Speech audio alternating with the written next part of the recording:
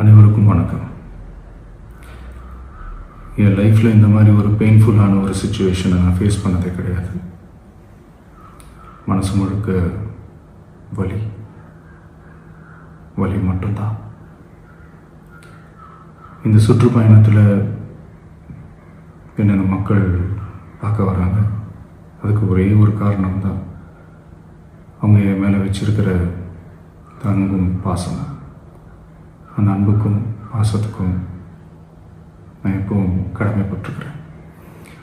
அதனால தான் இந்த சுற்றுப்பயணத்தில் மற்ற எல்லா விஷயங்களையும் தாண்டி மக்களுடைய சேஃப்டி, அதில் எந்த காம்ப்ரமைஸும் பண்ணிடக்கூடாதுன்றதுக்காக தான் அது என் மனசில் ரொம்ப ஆழமாக இருக்கும் அந்த எண்ணம். அதனால தான் இந்த அரசியல் காரணங்கள் எல்லாத்தையும் தவிர்த்துட்டு ஒதுக்கி வச்சுட்டு மக்களுடைய சேஃப்டி மட்டும் மைண்டில் வச்சுக்கிட்டு அதுக்கான இடங்களை சூஸ் பண்ணுறது, அதுக்கான இடங்களை பார்த்து பர்மிஷன் கேட்குறது, போலீஸ் டிபார்ட்மெண்ட்டில் அதை ரிக்வெஸ்ட் பண்ணி கேட்போம். ஆனால் நடக்கக்கூடாதது நடந்துருச்சு. ஆனால் மனுஷன் தானே, அந்த நேரத்தில் அத்தனை பேர் பாதிக்கப்பட்டு இருக்கும்போது எப்படி அந்த ஊரை விட்டுட்டு என்னால் கிளம்பி வர முடியும்?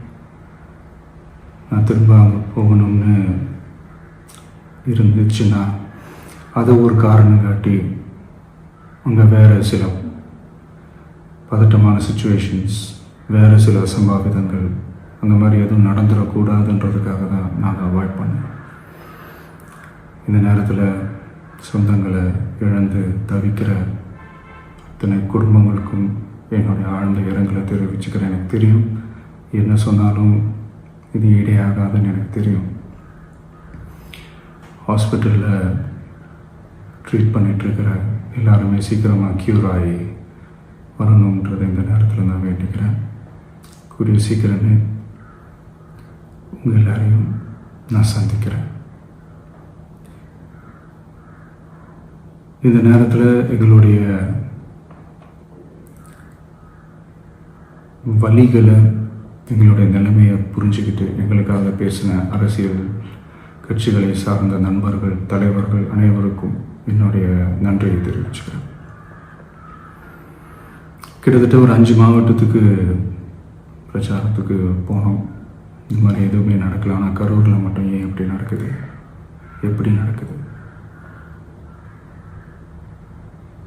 மக்களுக்கு எல்லா உண்மையும் தெரியும். மக்கள் எல்லாத்தையும் பார்த்துக்கிட்டு இருக்கிறாங்க. கரூரை சேர்ந்த அந்த மக்கள் அந்த உண்மையெல்லாம் வெளியில் சொல்லும்போது எனக்கு கடவுளே நேரில் வந்து இறங்கி அந்த உண்மைகள்லாம் சொல்கிற மாதிரி எனக்கு தோணுச்சு. சீக்கிரமே எல்லா உண்மைகளும் வெளியில் வரும்.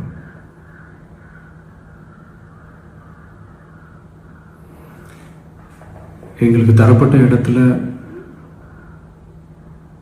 நாங்கள் போய் அந்த ஸ்பாட்டில் நின்று நாங்கள் பேசிட்டு வந்தோம். அதை தாண்டி எந்த தவறும் எங்கள் சைடில் நாங்கள் எதுவுமே செய்யலை.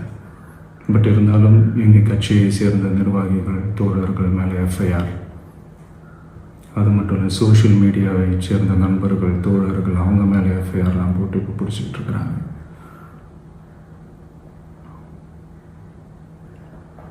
CM sir,